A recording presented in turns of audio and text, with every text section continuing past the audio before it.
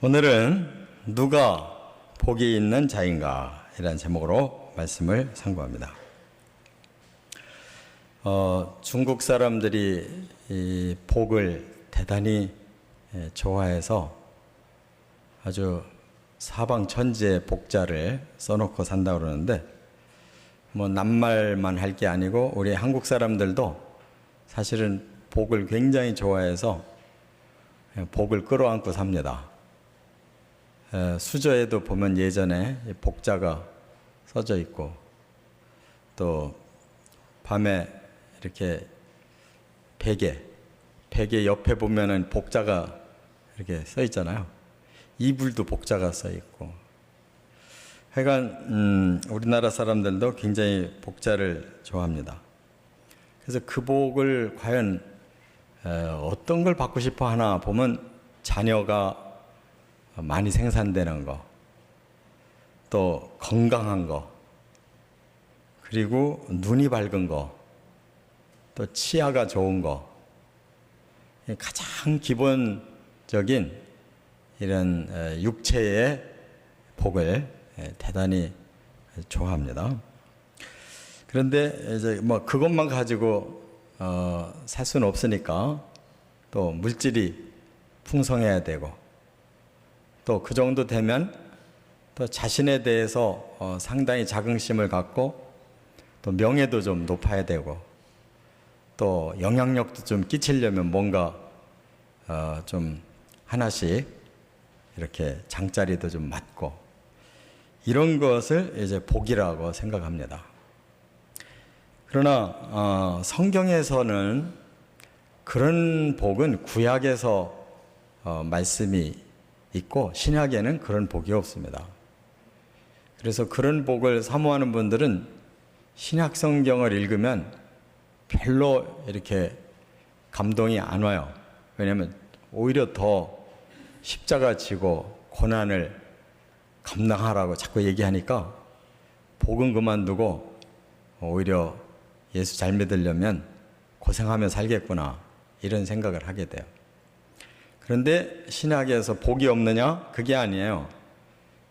진짜 복을 말씀하고 있는데, 그게 바로 오늘 본문에 말씀하는 영적 복입니다. 오늘 본문에도 짧은 몇 절이지만 여기에 복이라고 하는 단어가 이렇게 거듭 나오고 있어요. 그리고 엘리사벳이 바로 그것을 증거하고 있어요. 그런데 마리아를 보고 복받은 자라고 했는데, 사실은 자신을 보고 하는 소리예요. 왜냐하면 이미 자신이 먼저 영적 복을 받고 그걸 확인하려고 마리아가 왔는데, 또 마리아도 임신이 된 상태라 이 뱃속의 아이들끼리 태아가 먼저 알아보고 뛰노는 걸 보고 그 순간에 영감이 넘쳐서 엘리사벳이 마리아를 보고 복 있는 여인이라고 했고, 또 마리아가 그걸 이제 깨닫고 요 다음 절로 나가보면 마리아 송가, 마리아가 찬양을 하는 내용이 나오거든요. 그래서 굉장히 영적으로는 충만한 이런 상황이 펼쳐집니다. 그게 바로 성경에서는, 신약 성경에서는 복이다 하는 걸 우리가 깨달을 수 있어요. 그래서 오늘 본문에 진정으로 우리가 추구해야 될 복, 그리고 영원히 누려야 될 복, 이 복은 어떻게 받는 것인가 하는 걸 세 가지로 상고합니다. 첫째, 39절부터 42절에 보면 성령으로 깨닫는 자가 복 있는 자다 하는 것이에요. 41절에 이렇게 말씀했어요. 엘리사벳이 마리아가 문안함을 들음에 아이가 복중에서 뛰노는지라 엘리사벳이 성령의 충만함을 받아 큰 소리로 불러 이르되 여자 중에 네가 복이 있으며 네 태중의 아이도 복이 있도다, 이렇게 선포를 해요. 엘리사벳이 이미 세례 요한을 지금 임신한 상태에 있었어요. 그리고 한 반년 정도가 지났습니다. 그런데 마리아가 친척벌이 되는데 마리아도 가브리엘을 통해서 임신의 계시를 받고 너희 친척 엘리사벳도 이와 같이 임신을 했다 하는 말씀을 듣고는 확인차 온 거예요. 근데 거리가 보통 멀은 곳이 아니에요. 마리아는 저 갈릴리 옆에 나사렛이라는 곳에 살고 있고, 엘리사벳은 이 유대 산지에 살고 있어요.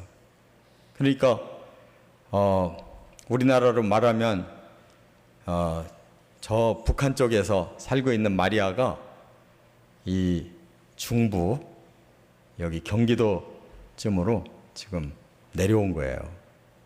엘리사벳이 하나님이 잉태케 하셨다는 것을 확인하고 싶어서 온 거예요.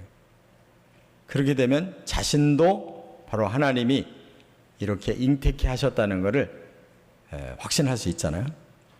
그래서 두 사람이 조우를 하는 가운데 이렇게 아이들이 먼저 알고 서로가 놀라운 소통을 하는 걸 보고 갑자기 엘리사벳이 성령이 충만해가지고 이 모든 일을 깨달은 거예요.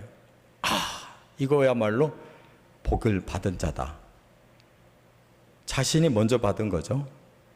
성령으로 깨닫고 보니까 자신이 이미 반년 전에 그 복을 받은 사람. 또 앞에 온 마리아, 그 아이뿐만 아니라 마리아도 복을 받은 사람입니다. 이렇게 영적인 복은 눈에 보이는 복이 아니고 눈에는 안 보여도 우리가 하나님의 영감을 통해서 깨달음으로 누리는 복인 줄 믿습니다. 이게 있어야 사람은 마음에 기쁨이 있고 보람이 있고 열정이 생기는 거예요. 우리가 육신적으로는 배가 고플 때는 밥을 먹으면 바로 그 기쁨이 생기죠. 배부름을 바로 느껴요. 이것은 육체로서 느끼는 거예요. 또 때로 정신적으로도 우리가 즐거운 노래를 부른다든지 어떤 감동적인 칭찬을 받으면 마음이 금방 기뻐져요. 그런데 이것은 그렇게 어렵지 않아요. 느끼는 일에. 그냥 맛있는 거 배부르게 먹으면 금방 느끼고, 좋은 음악 듣고 칭찬 들으면 금방 다 누구든지 느껴요. 그런데 영적인 복은 그렇지 않아요. 바로 이 여인들은 그야말로 하나님의 성령에 의해서 잉태가 되고 하나님께 지금 세례 요한과 예수님을 바로 그들의 배를 통해서 내시려고 하는 그 거룩한 영적인 사역이기 때문에 성령이 그들의 마음에 충만해서 그들을 깨우쳐 주시니까 이처럼 복 있는 사람이라고 선포를 하게 됐다, 그 말이에요. 우리도 마찬가지예요. 우리는 이미 세례 요한을 통해서 예수 그리스도를 통해서 우리는 이제 이 구원 복음 언약을 받아서 이 구원을 누리며 살고 있는 사람들이에요. 그러므로 우리의 기쁨은 사실은 더해야 되는 것입니다. 그때만 해도 아직 구원이 아직 이루어지지 않은 때잖아요. 근데 우리는 죄를 해결받고 하나님의 자녀로 복귀돼서 영원한 천국이 우리의 기업이 되는 이러한 축복을 이미 받았으니까 성령으로 충만하기만 하면 더 한없는 그런 기쁨과 축복을 받았다는 것을 깨닫게 될 줄 믿습니다. 그렇기 때문에 우리의 삶은 이 영적인 눈이 띄어져 있어야 된다는 거예요. 고린도전서 2장 14절에 보면 사도 바울이 이렇게 말을 했어요. 사람은 두 종류가 있다. 육에 속한 사람이 있고 영에 속한 사람이 있다. 육에 속한 사람은 하나님의 성령의 일을 받지 아니하나니 저희는 미련하게 보이며 또 깨닫지도 못하나니 이런 일은 영적으로라야 분별함이니라. 육에 속한 사람은 이러한 영적인 일들이 오히려 미련해 보인다고 그랬고 전혀 깨달음이 없다고 그랬어요. 그래서 분별할 수가 없다고 그랬어요. 그러나 영에 속한 사람이야만이 바로 영적으로 이것을 분별하고 그 복을 누리고 또 영적인 일을 할 수 있다. 이렇게 말씀했어요. 제가 가시곡이라고 하는 그 소설 아시나요? 네. 이게 벌써 오래된 그 책이고 그것이 또 드라마로도 방영이 되고 그러니까 한 2000년 경쯤 이렇게 화제를 일으켰던 책인데 이 책도 굉장히 감동적이지만 이 책을 쓰게 된 그 조창인이라고 하는 그 작가의 생애도 참 감동적이에요. 이 작가가 이제 뭐 이런 일 저런 일 하다가 자기는 글을 써야 되겠다 결심하고 96년도부터 전적으로 소설을 이제 쓰게 됐대요. 한 2권 썼는데 잘 팔리더라는 거예요. 그래서 난 이 길로 가면 되겠다. 근데 그 다음부터 완전히 막혀버려 가지고 한 권도 안 팔리는 상황이 왔대요. 더구나 그때가 이제 IMF가 이렇게 터지는 상황이어서 이 사람이 너무 낙심이 돼가지고 살 길이 없는 거예요. 나름대로 이제 글을 쓰는 걸로 자기 직업을 정하고 한두 권 팔릴 때까지는 잘 될 것 같았는데 그 다음부터 안 되니까 너무너무 마음에 이제 고심을 하게 됐어요. 그러다가 이 친구를 만나게 됐는데 이 친구가 아들이 하나 있는데 얘가 백혈병으로 죽어가는 거예요. 거기서 이 사람이 힌트를 얻었어요. 내가 이런 소재로 좀 글을 쓰면 좋겠다. 그래서 그 백혈병 아이를 품고 그 아버지가 고심하면서 그 아이를 위해서 헌신하는 그 삶을 쫙 엮은 거예요. 그런데 이제 또 딜레마에 빠졌어요. 문제는 이렇게 전개까지는 좋았는데 그걸 어떻게 마무리해야 되느냐 이거죠. 이 사람 예수 믿은 사람이에요. 고심하면서 하나님 앞에 기도를 하고 있는데 영감이 떠오른 거예요. 이 아버지와 이 아들을 어떻게 결론을 맺어야 되느냐? 바로 하나님과 예수님처럼 이렇게 결론을 맺어야 되겠다. 그래서 이제는 아들과 아버지를 바꿔가지고 아들을 위해서 아버지가 희생하는 그러한 결론을 맺은 거예요. 그 백혈병의 아들을 위해서 아버지가 희생하는 그 바로 그 예수님의 십자가의 그 희생, 하나님이 아들을 죽여야 되는 희생, 이런 것을 영감을 받아가지고 쓰게 됐고 그 제목이 가시고기예요. 왜 가시고기라고 했느냐? 제가 가시고기를 영상을 보니까 참 감동적이에요. 이 가시고기라고 하는 고기는 이제 새끼를 부화하잖아요. 그러면 바로 이제 아빠, 뭐라 그러나 순놈이 바로 죽어요. 그러면 그 알을 까놓은 그 근처에서 아빠가 죽어요. 그러면 그 새끼가 마침 부화가 되잖아요.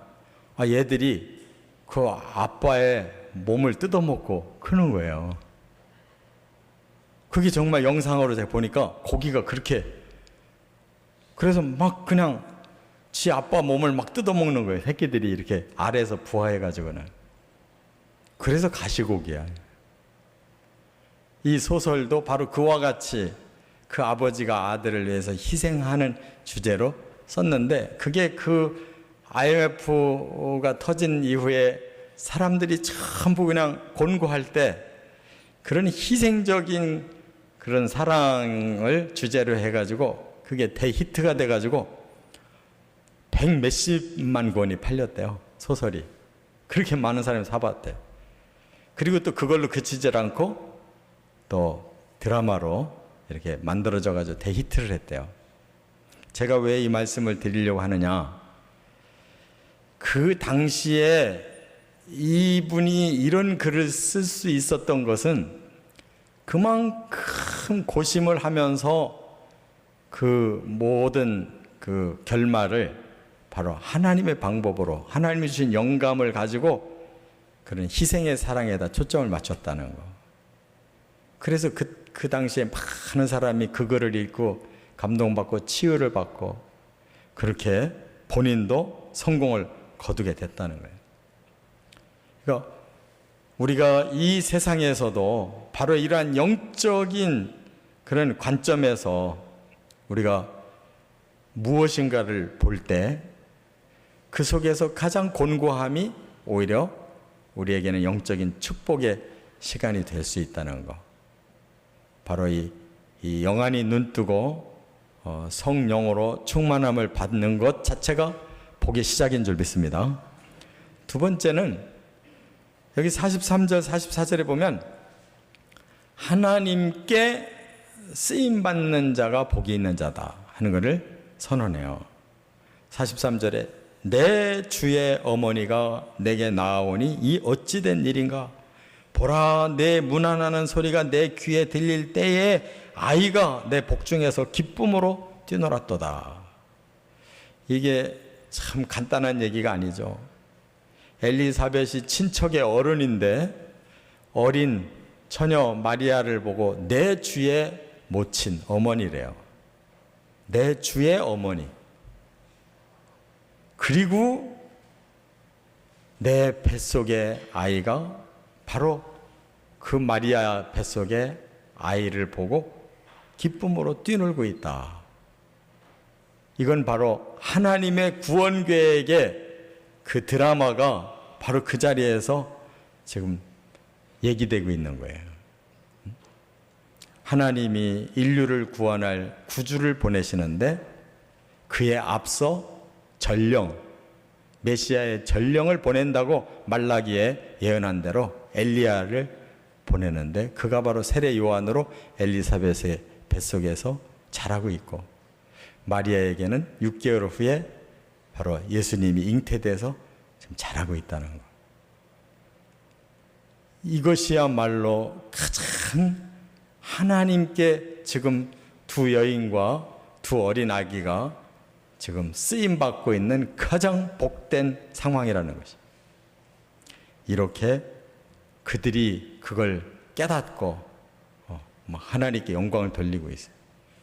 여러분, 우리가 눈에 보이는 세상적인 관점에서 볼 때는 하나님 위에서 일하는 사람들이 굉장히 불행해 보입니다.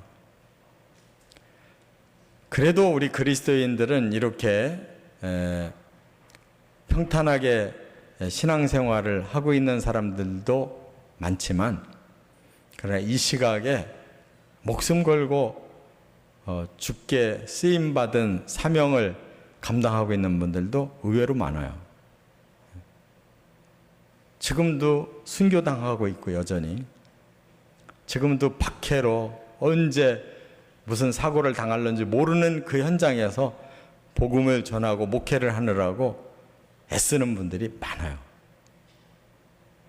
바로 그분들의 현장이 영적으로 보면 가장 복이 있는 순간이라 그 말. 우리가 편안하게 산다고 이게 복이 아니에요. 사실은 하나님의 그 계획 안에서 지금 그 구원의 역사를 이루어가고 있는 그 현장에서 쓰임받고 있는 분들이 복 있는 분이라는 거예요. 그 시각을 가진 분들은 때로 자기의 삶을 멈추고 그 길로 들어서는 사람들이 있어요. 과거에 중국에 그런 그 자비량 선교사가 있었어요.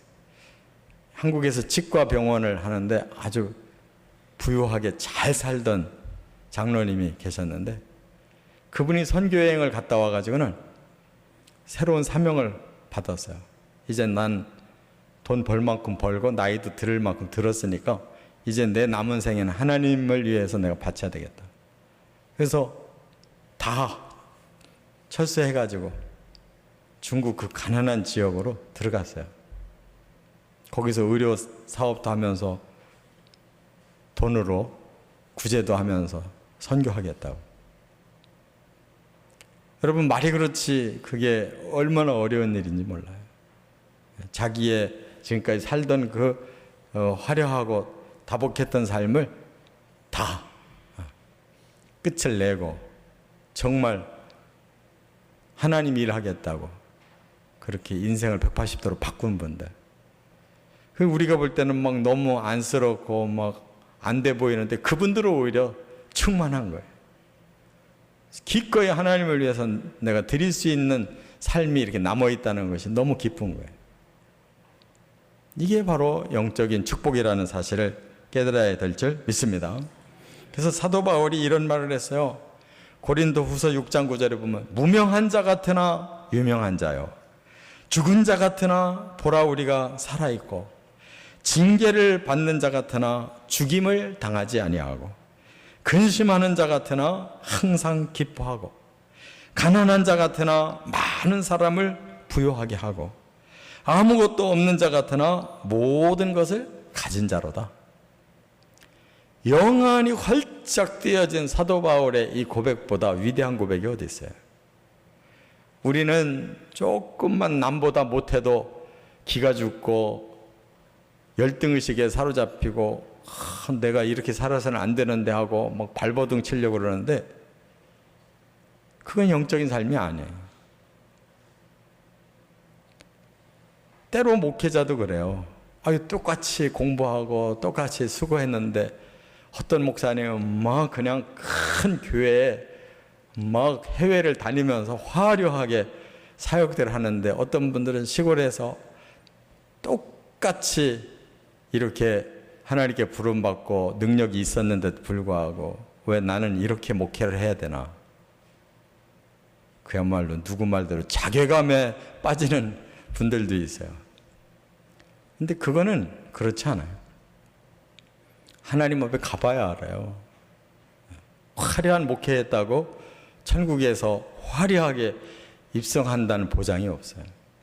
오늘 이 본문을 보면 하나님께 쓰임받는 것은 사람의 눈에 보이는 게 아니기 때문에 하나님이 정말 원하는 그 자리에 서서 그 일을 감수하는 것이 주님께 쓰임받는 일이기 때문인 줄 믿습니다.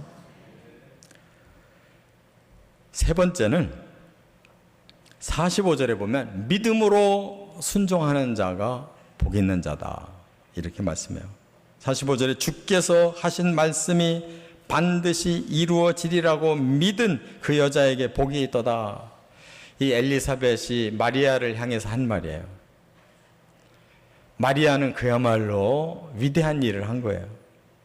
세상에 처녀가 갑자기 임신을 했다는 게 만약 알려진다면 지금 세상에서도 쉬쉬하는 이런 어려운 일인데 그 당시에는 돌에 맞아 죽는 겁니다. 그리고 얼마나 이 집안 망신이고 더구나 정혼을 하고 아직 결혼식을 안 올린 이 남자 요셉 앞에서 얼마나 죽을 죄를 진 거예요. 누가 성령에 의해서 잉태됐다고 누가 믿겠어요? 그런데 그 일을 주의 여종이오니 주님의 뜻대로 되기를 원합니다라고 받아들여서 임신이 됐어요. 위대한 여자가 아닐 수가 없는 거예요. 인간적인 눈으로 볼 때는 그 여인은 정말 큰일 난 일이에요. 정말 인생을 다 망친 일이에요. 어떻게 자기에게 살벌한 상황이 닥칠는지 모르는 이러한 일을 자기가 저는 하나님의 여종이니까 하나님 뜻대로 되기를 바랍니다라고 그걸 받아들였다는 거. 그 믿음이 대단한 사람.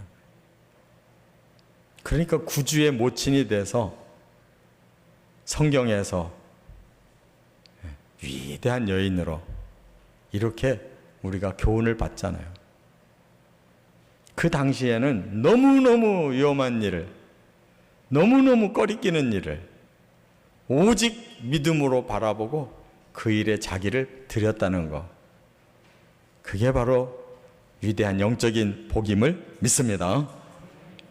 그래서 하나님이 오늘도 마찬가지로 우리에게 주시는 말씀은 그렇게 인간적인 눈으로 볼 때 쉬운 게 아니에요. 하나님이 가라고 하시는 길은 항상 어려워요. 아브라함을 우리는 굉장히 위대하게 떠받들고 있는데 아브라함 생애 당시의 그 상황은 정말 힘든 거예요. 갈대아, 우르, 하란은 그 당시에 굉장히 문명이 발달된 지역이에요. 고대 문명의 발상지예요, 거기가. 그런데 가나안 땅은 아주 깡촌인 거예요. 왜냐하면 바벨론 지역에 문명이 세워지고 이집트 지역에 문명이 세워지는데 그 중간에 가장 소외된 지역. 거꾸로 대도시 출신의 아브라함 보고 저 시골 깡촌으로 내려가라. 앞으로 네가 거기에서 네 자손들이 번성하게 해줄게. 번성해봤자 얼마나 번성하겠어요. 대도시에서 이미 그런 세상을 맛본 사람에게 시골 깡촌으로 가서 네 자자손손이 번성하고 그 땅 죽게 한다고 별로 이렇게, 그게 인간적인 눈으로 본다면 대단한 게 아니에요. 오히려 바벨론에 큰 땅 준다든지 이집트에 큰 땅을 줘야지 저 시골 구석에 땅 준다고 그게 뭐가 대단한 일이에요. 그런데 아브라함은 그런 관점으로 보지 않고 하나님을 경외하는 사람이었기 때문에 하나님이 그게 복이라고 하면 복으로 믿고 그것을 하나님이 원하신다면 자기는 순종하겠다고 간 거예요. 그렇기 때문에 히브리서 11장에 아브라함을 뭐라고 설명했냐면 믿음으로 아브라함은 부르심을 받을 때 순종하여 장래 유업으로 받을 땅에 나아갈새 갈 바를 알지 못하고 나아갔으며 그랬어요. 계산 안 했다는 거예요. 믿음으로 그가 이방의 땅에 있는 것 같이 약속의 땅에 거류하여 약속의 땅에 가서 살았다고 해서 자기 땅 차지하고 떵떵거리며 산 게 아니라 이방 땅에 붙어서 사는 사람으로 살았다는 거예요. 거류민으로. 또 그가 하나님이 계획하시고 지으실 터가 있는 성을 바랐습니다. 가나안 땅을 하나님이 주신다고 했다고 해서 진짜 그 땅만을 바라보고 간 게 아니라는 거예요. 하나님의 나라의 그 영원한 나라를 바라보고 그가 순종해서 갔다 그랬어요. 그러니까 우리도 마찬가지로 믿음의 길이라는 것은 이 땅에서 뭐를 줄 게가 아니라 끝까지 하나님이 가라 하시는 길로 가면 하나님의 나라에서 하나님의 영광에 영원히 참여하는 그 영적인 복을 위해서 가는 것이다. 거기에 목표를 두지 않고 가는 길은 참된 복은 아니다. 깨달아야 될 줄 믿습니다. 멕시코에는 그 여러 부족들이, 원주민 부족들이 사는데 선교사들이 들어가가지고 그들이 언어가 없어가지고 이 성경을 번역을 해주려니까 굉장히 애로가 많았대요. 어떤 부족에 가니까 그 부족 사람들은 말을 하는데 믿는다라는 말과 순종한다는 말이 같더래요. 우리는 분명히 믿음은 믿음이고 순종은 순종이라는 단어가 따로 있잖아요. 그래서 선교사들이 그걸 계속 물어본 거예요. 당신들이 믿는다는 단어와 순종한다는 단어를 어떻게 나눠서 이 번역을 해야 될런지. 근데 왜 당신들이 이렇게 단어가 믿는다, 순종한다는 말이 똑같으냐. 그러니까 그 부족들이 거꾸로 그러더래요. 참 의아하다. 아니 믿음은 순종하고 순종하는 사람은 믿는 사람이지 이게 따를 게 뭐가 있냐 하고 반문을 하더래요. 처음에는 미개해서 이 사람들이 단어를 구분을 못하는 줄 알았는데 그게 아니라 그들이야말로 순수하게 하나님을 믿는다는 것은 순종이 전제된 것이라는 더 깊은 믿음으로 그렇게 단어를 나누지 않고 있더라는 거예요. 이게 바로 하나님 원하시는 거예요. 믿는다면 순종이 전제된 거예요. 저와 여러분들이 오늘 본문에 복의 개념을 다시 한번 생각했습니다. 물론 건강의 복도 필요하고 또 물질의 풍성한 복도 필요하고 또 우리의 삶의 보람을 느낄 수 있는 명예나 어떤 또 영향력 있는 힘을 가지는 것도 복이지만 그것은 잠깐이면 끝나버릴 임시의 복이고 진정한 복은 하나님께 이렇게 영원히 우리가 쓰임받고 또 믿음으로 끝까지 순종해 가는 것, 그것을 우리 안에 성령이 계속 깨우쳐 주셔서 살아가는 이 영적 삶이 진정한 복인 줄로 믿고 그렇게 살아가시기를 주의 이름으로 축원합니다.